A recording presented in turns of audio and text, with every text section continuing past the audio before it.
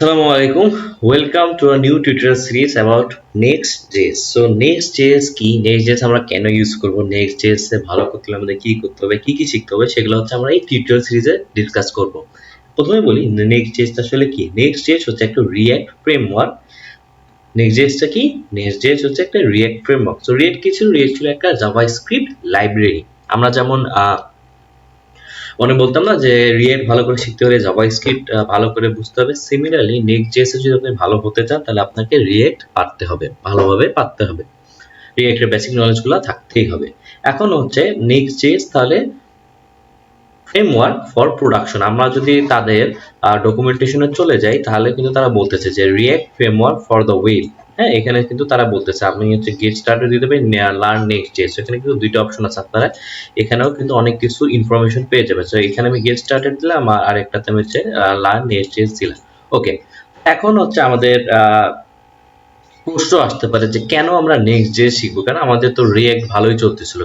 আমরা জানি যে রিয়েক্টের ডকুমেন্টেশনে তারা সাজেস্ট করতেছে যে কোন ফ্রেমওয়ার্ক ইউজ করতে, আর তারা প্রথমেই নেক্সট.জেএস এর নামটা দিয়েছে। এখন কেন, এই প্রশ্নটা কিন্তু আসতেই পারে।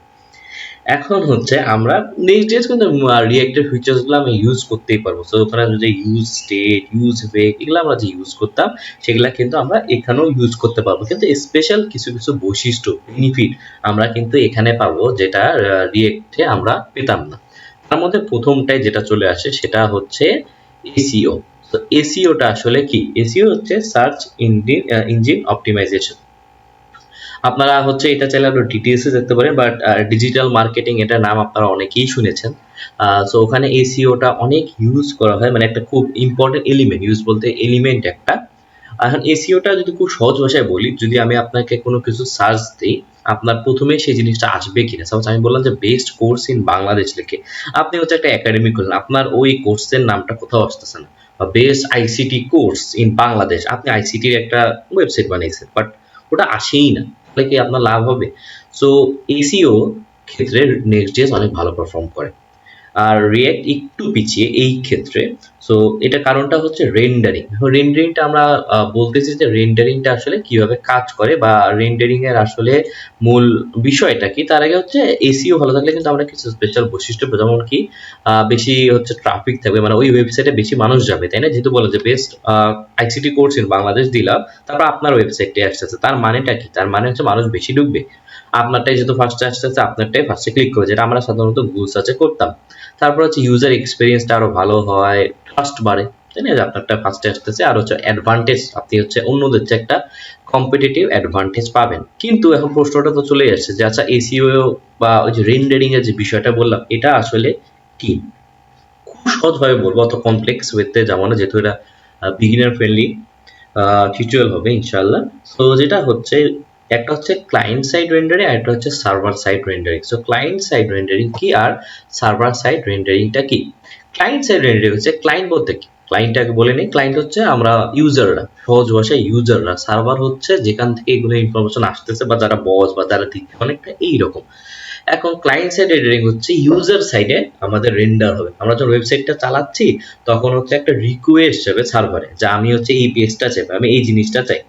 তখন কি হবে যে রিকোয়েস্টটা যাওয়ার পর সেখান থেকে রিকোয়েস্টটা প্রসেস হয়ে আমাদেরকে ডাইরেক্ট ফাইলগুলো পাঠিয়ে দিবে। অনেকটা হচ্ছে কি বলবো, ধরো তোমার এই লাগবে, জাস্ট ফ্লো করে দিচ্ছে। সাপোজ আমি রিকোয়েস্ট করলাম আমের জুস, তো ও হচ্ছে আম পাঠিয়ে দিল, হয়তো সুগার পাঠিয়ে দিল, এইভাবে হচ্ছে সে আমাকে জিনিসগুলো আলাদা আলাদা করে পাঠিয়ে দিল। কিন্তু আমার রেন্ডারিংটা, আমার কাজ, মূলত কাজটা হবে ক্লায়েন্ট, আমার সাইড, আমাকেই করতে হচ্ছে।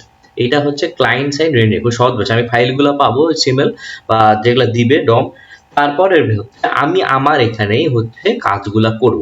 এটা গেল ক্লায়েন্ট সাইড রেন্ডারিং। আর সার্ভার সাইড রেন্ডারিং হচ্ছে ক্লায়েন্ট রিকোয়েস্ট করলো সার্ভার সাইডে, তখন ওখানেই রিকোয়েস্ট প্রসেসটা হবে। সো রিকোয়েস্ট প্রসেসটা হচ্ছে ওখানেই হবে আর ওখানেই রেন্ডার হবে। ডিফারেন্সটা এখানে, ওখানে রেন্ডারটা হবে, ফাইনাল রেন্ডার প্রোডাক্টটা হচ্ছে আমরা ক্লায়েন্ট সাইডে পাবো। ডিফারেন্সটা কি হলো, আমি যদি বললাম যে আমাকে আমের জুস দাও, তাহলে ওরাই হচ্ছে ওই জায়গায় আমের জুসটা প্রিপেয়ার করে তারপর আমার হাতে দিবে। রেন্ডারিংটা হবে সার্ভার সাইডে, যে বস সাইডে যারা বলতেছিল, যেখানে ডেটা আছে বা যেখানে যা যা আছে, সহজ ভাষায় তাহলে কি, ক্লায়েন্ট সাইড রেন্ডারিং যেটা ক্লায়েন্ট সাইডে হচ্ছে, সার্ভার সাইড রেন্ডারিং যেটা হচ্ছে সার্ভার সাইডে হচ্ছে।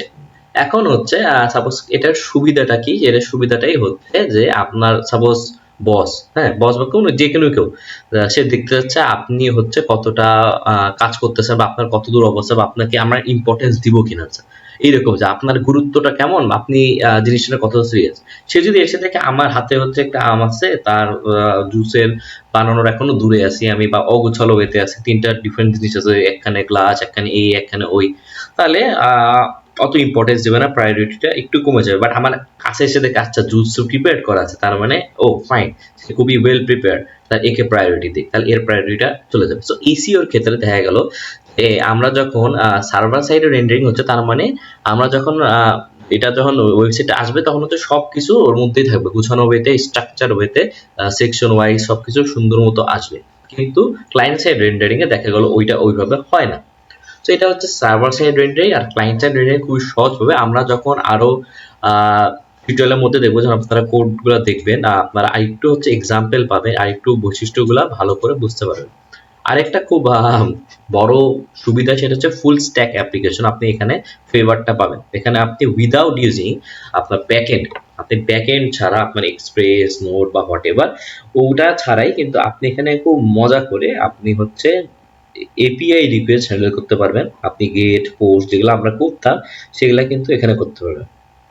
সেটা কিন্তু খুবই একটা মজার বিষয় যে কি, যে আমরা এখানে করতেছিটা কি, যে আমরা এটা ফ্রন্ট এন্ডের জন্য কাজ করতেছি, বাট আমরা আমাদের যে রিকোয়েস্ট গুলো, আমাদের কোনো কিছু ইনফরমেশন ব্যাক এন্ডে পাঠাইতে হতে পারে অনেক সময়, বা সেভ রাখতে হতে পারে, সেগুলো হচ্ছে আমরা খুব সহজেই হচ্ছে এটার মাধ্যমে করতে পারবো, যে এটা ফুল স্ট্যাক অ্যাপ্লিকেশনের ভাইব পাবে। যখন আমরা শিখবো, যখন আমরা কোড করব, আমরা প্রজেক্ট করব, এটা আপনার একটু ভালোভাবে সহজেই বুঝতে পারবেন। আরেকটা হচ্ছে ডেভেলপার এক্সপিরিয়েন্স, কারণ এখানে কিন্তু আপনি অনেক বৈশিষ্ট্য একবারে পেয়ে যাচ্ছেন। আমি যদি বলি রাউটারের ক্ষেত্রে না, আমার রিয়েক্ট রাউটারের ক্ষেত্রে কি করতাম, আমরা হচ্ছে রিয়েক্টের জন্য রাউটার ইউজ করতাম, আমাদেরকে কিন্তু রাউটার ইনস্টল দিতে হইতো, তাই না?